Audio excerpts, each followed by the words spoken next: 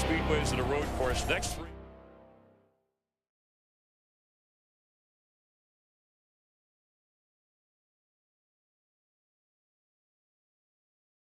And then the next track, of course, as we continue.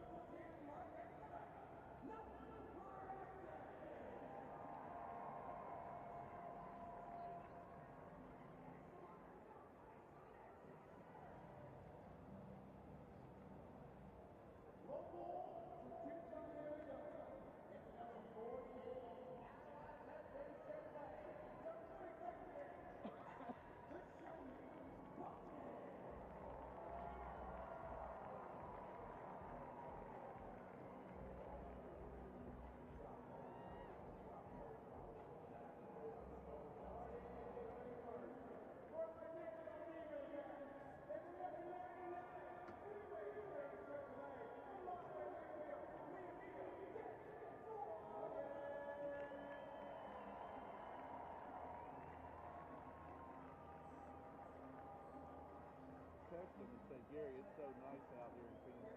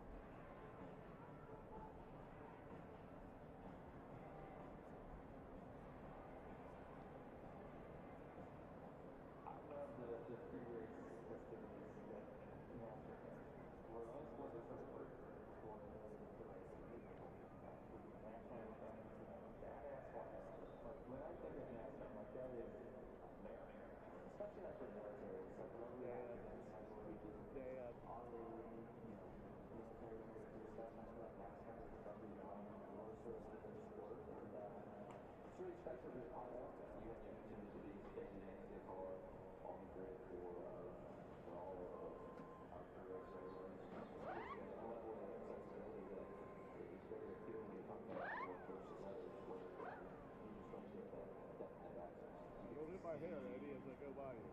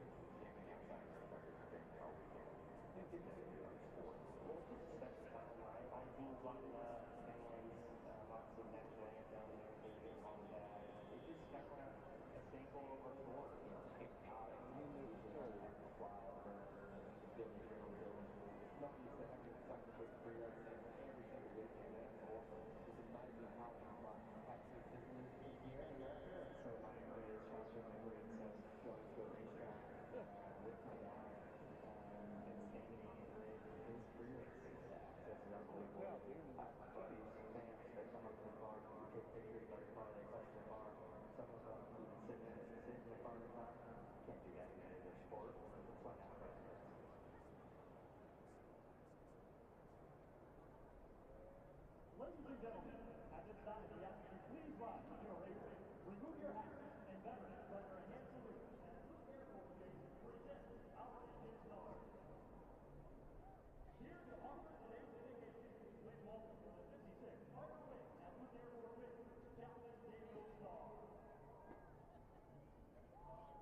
Here are cheers. Before we kill you, bless the drivers, fast and bold with steady hands and hearts of gold. Through every turn, through speed and test, keep them safe How and about this product placement? with love and rescue, we make our name. In safety and truth, we pray. Amen. Here to perform our national anthem, please welcome international recording artist, Nadia Jones.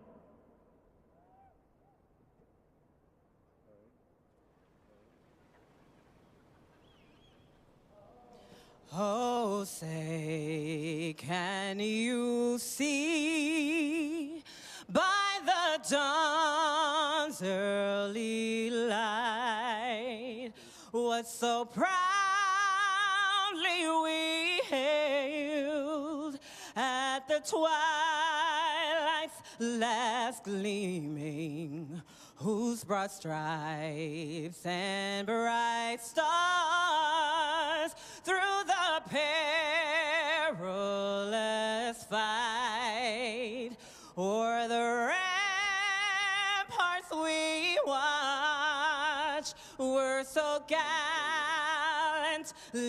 streaming, and the rocket's red glare, the bombs bursting in air gave proof through the night that our flag was still there. Oh, say, does that star-spangled banner yet wave for the land of the free and the home of the brave?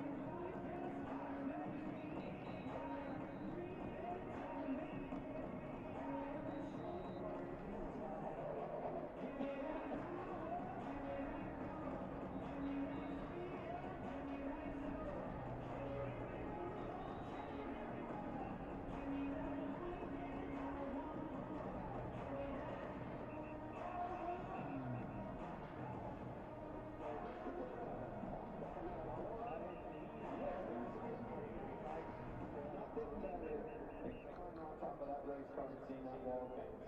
Steve may have talked to you about it.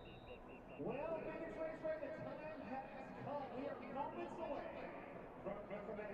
Here's what happens. I want to give you a little behind the scenes. Dave Colson, William Byron.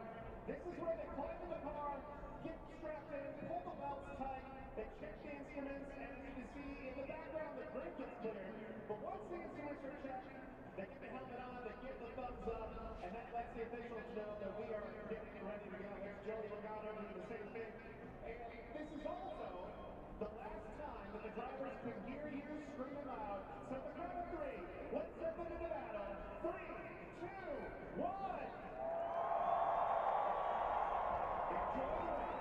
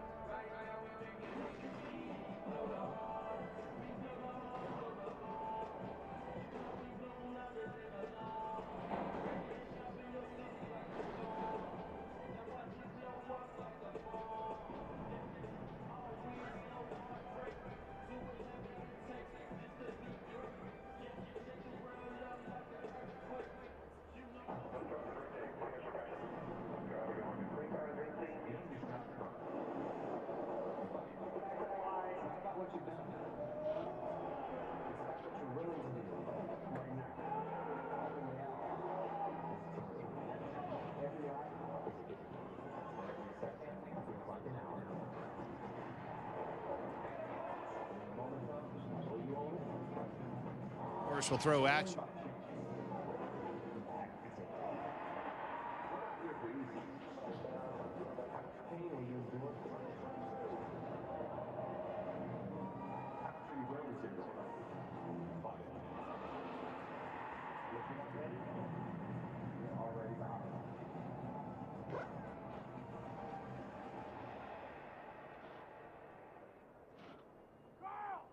Phoenix Raceway, give a big NASCAR welcome to Grayson.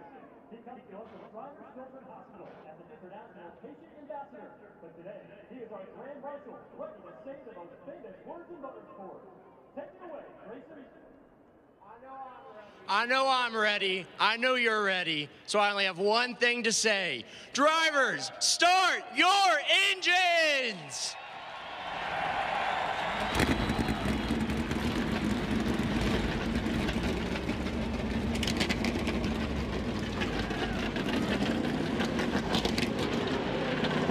On the warmest day of this weekend in Phoenix by far, NASCAR is ready to duel in the desert.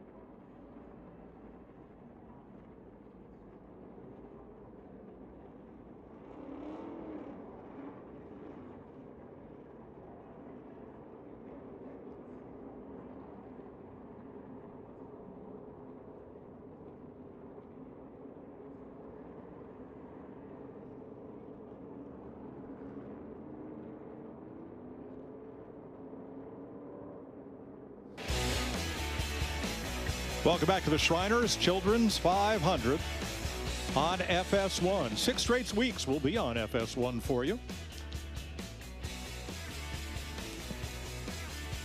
Nice crowd on hand under a cloudless sky and temps in the high 70s. How about we dial up our pulse hitter, Kevin? Let's do it. Hey, William, Byron, Kevin, and the guys up in the Fox booth, man, there's a lot of things all over the place today. What are you focusing on? What are you thinking for today's race? Yeah, it's honestly just an execution day, trying to get back in our rhythm here on a normal style oval, and a lot of notes we need to get out of today. So we need to have a smooth day to learn a lot about the racetrack and hopefully end up parking in victory lane. Well, we wish you luck today, man. Good luck. Yeah, appreciate it, guys. Have fun up there. All right, let's run down the starting lineup for the Shriners Children's 500. Byron has his second Phoenix pole. His Hendrick Chevrolet shares the front row with the Penske Ford of Joey Logano, who has won 2 of the last 5 Phoenix races. And of course, those were both 2 champion deciders. Let's go to row number 2, Carson Hocevar. All 3 of the Spire Motorsports Chevrolets are in the top 8. Back-to-back top 5 starts for Carson. And Josh Berry for the Wood Brothers has his best Phoenix start ever. Clint. How about you, Carson Hocevar? It's Boyer and the boys up in the booth. You got us? Yeah, man, I got you.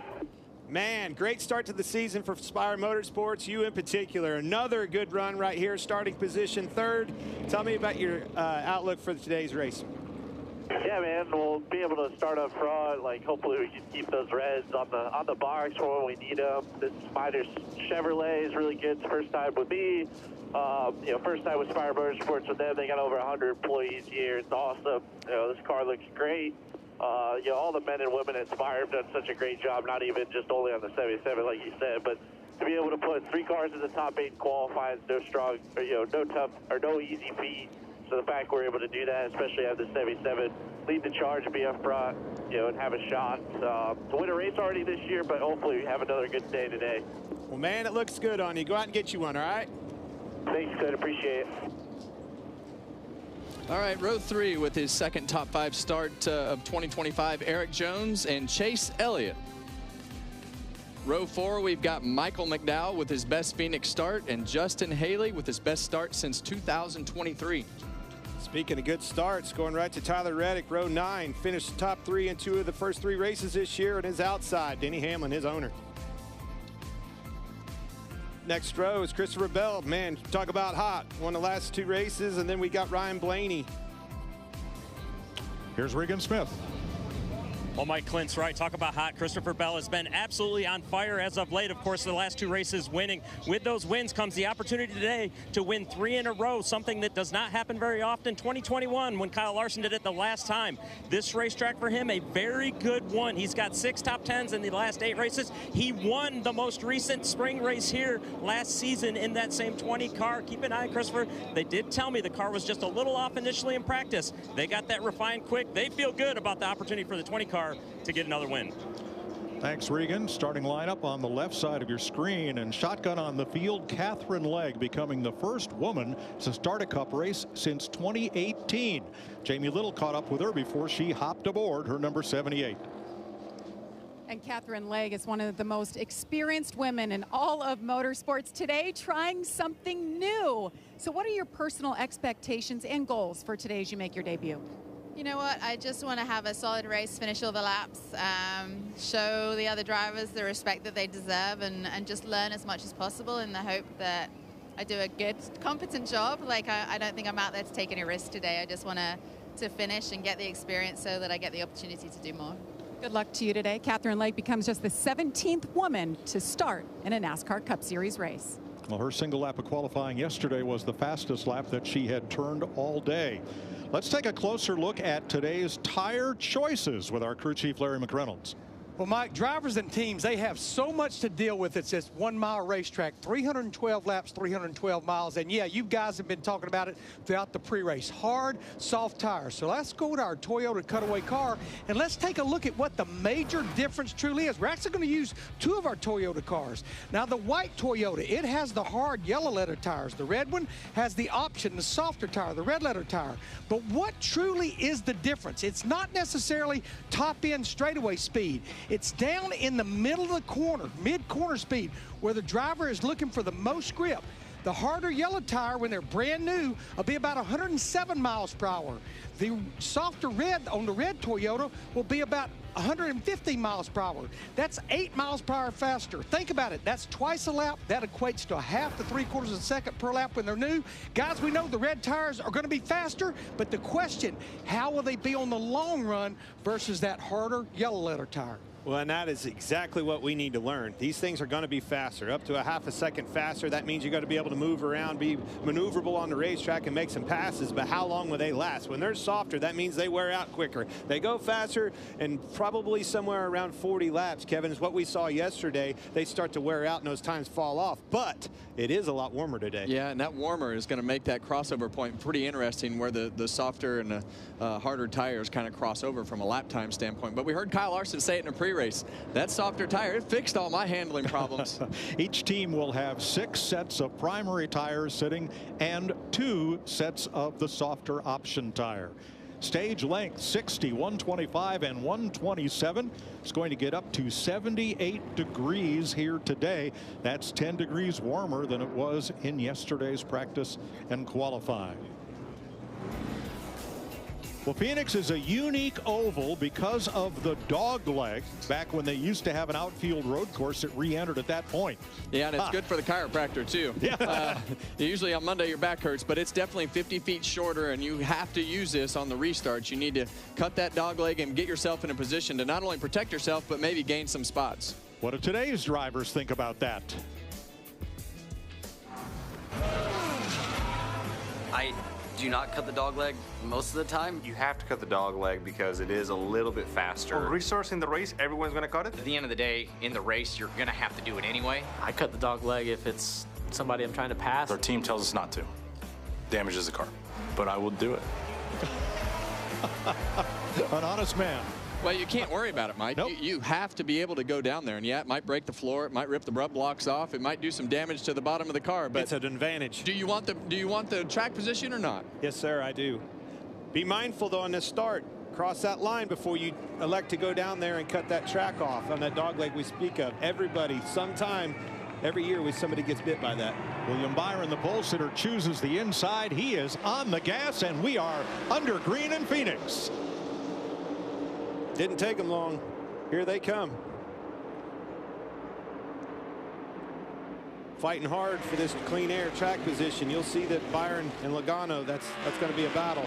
Well, that's going to be one of the big battles as we see a battle for the lead right here between Joey Logano and William Byron. So we see that top groove right there working well with the momentum for Logano off the corner. But these cars have such a big side draft as both of those guys elect to stay up on the racetrack that Byron's able to pull him back to him. Half the field running the shortcut across the dog leg on lap 1. Still side by side for the lead. And finally, Byron establishes himself. Logano led lap 1. Byron will lead lap number 2 with Hocevar, Berry, and Jones.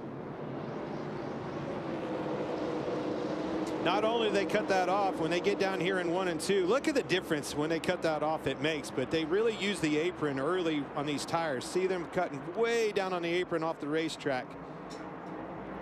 You can only do that for a couple laps here. The goodie wears off the tires and they get spread out. William Byron, the only driver to lead every race this season.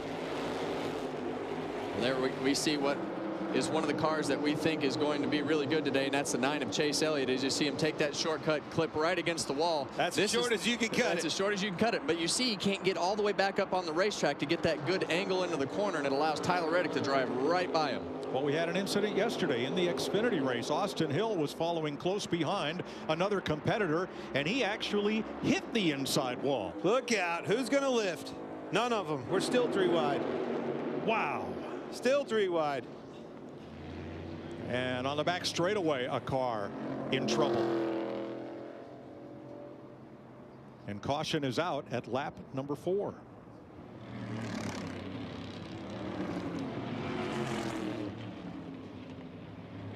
Right. Catherine Legge, we'll see.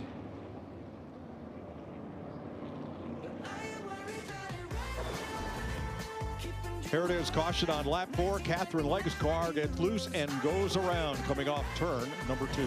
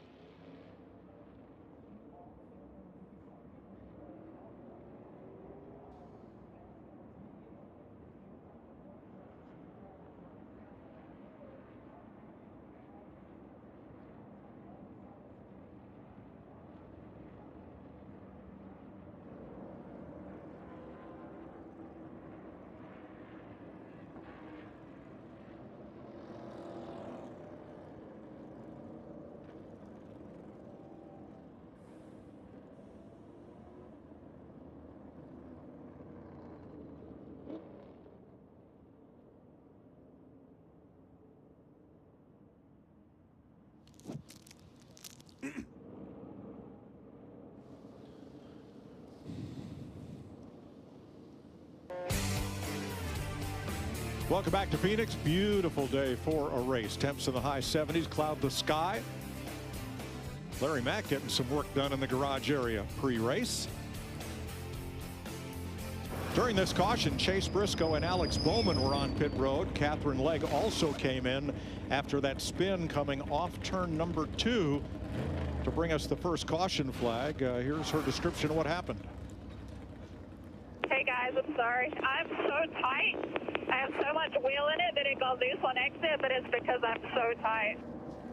Well, that's a natural characteristic that I'm sure they'll walk her through as you go through the first part of this race. But when you get out there with all those cars side by side all over the racetrack, these cars have a natural tendency to just shove the front tires because of the air not being on the front of the car. And that's why you see so many of these cars move around to try to find a spot to get some air on the nose of that car. You have to anticipate that. As soon as that thing catches like that, it will snap in a hurry.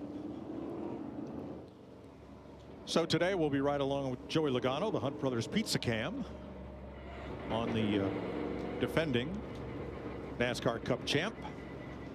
Denny Hamlin will be carrying our Toyota Cam today. Ryan Blaney, the Ford Performance Cam for last year's championship runner-up. And Chris Buescher will be making the Thomas's Breads Cam rise. Like what you did there. Getting ready for the restart. Larry Mack, what have you noticed about the top 3 in these first couple of laps? Yeah, we know this track is very unique. The 2 ends are different. The straightaways are different. All 3 of the top 3 are shifting. But what I'm seeing with Byron, he stays in 4th gear much longer on both straightaways than Logano and Hocevar.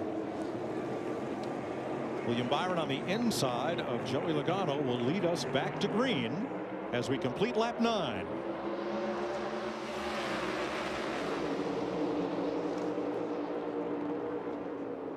Here we go again, Clint. You see 4 wide back there in the middle of the pack, but this is going to be a little bit different than the first restart with some laps on those tires. Cars are going to act a little bit different, but oh, you see some contact there in the back.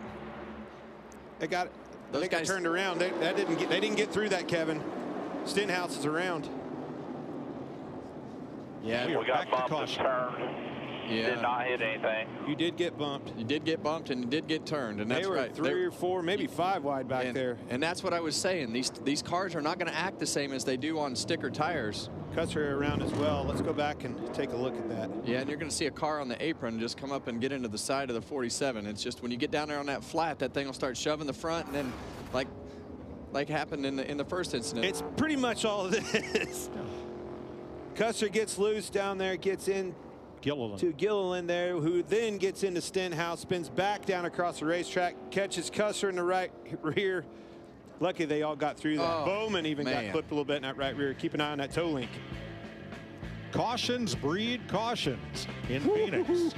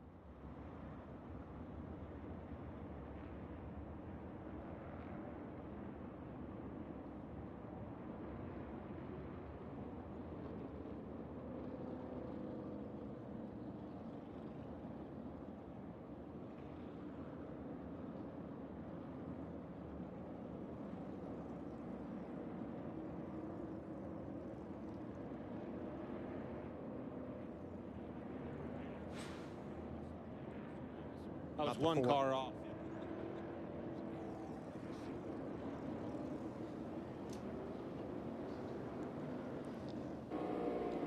Shane Van Gisbergen's WeatherTech cam had this view of this caution. Well, I was one car off.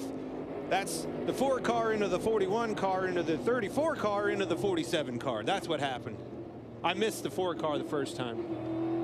Yeah, and you see Alex Bowman down there on the bottom. It looked like he ran over the splitter there of one of the cars on board with Chase Briscoe, who pitted, and this is the... Bowman was so close to getting wiped out right there. I mean, it was close. Yeah, that was definitely one of those ice in the veins, cold-blooded moments right there from the driver to not overreact. All right, I got one, guys. Ryan Prius went to the Reds, boys. Now we got a car with the soft tires on. Let's see what he does. So he's the only car on the option tire. He's one of 5 cars that pitted under this caution, including Stenhouse and Gilliland with damage. And Riley Herbst was also in. This should make that cape a little bit longer. It can fly a little better. And it should also fit right into this window now that we're coming to lap 14. So Joey Logano, who's now led 5 laps, he'll restart on the inside of William Byron. Here we go. Well, they stacked up big time. You see Kyle Busch jump out of line. Yeah, we saw Joey Logano wait till the very end of that restart zone right there, and that got Kyle Busch kind of caught in the accordion.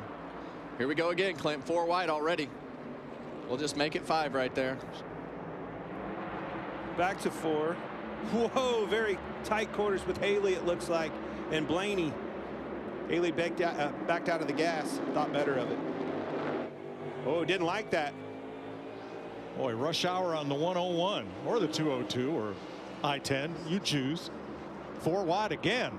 And again, it's Gregson on the inside making some time here with Zane Smith, that blue and white car in the middle. Have to be careful running too long on that apron, Kevin.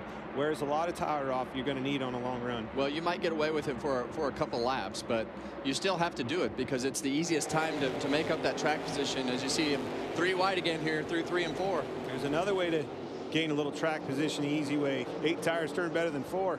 Now NASCAR is reviewing the restart. Well, definitely saw them stacking up. I don't know if they sped up and slowed down, but that would be, let's see here.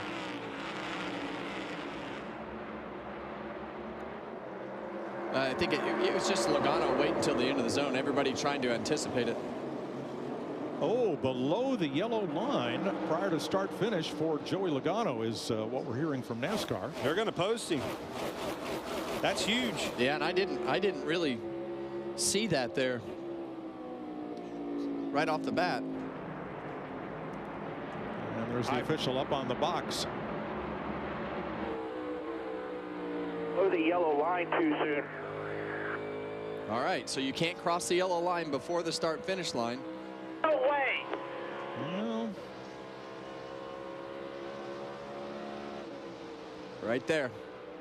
Man. That's pretty nitpicky there. That was. Now, I said before the race, it'll bite somebody. Right I didn't think that it would be Joey Logano, but that's pretty. He wasn't blocking anybody. He wasn't, I don't know. It's what hard do you think, it's Kev? hard to tell exactly from that angle if he's on it or below it. Yeah. Yep. But I mean, it's really, really close. That's pretty nitpicky in my opinion. I don't know. Let's see if they. But it's also.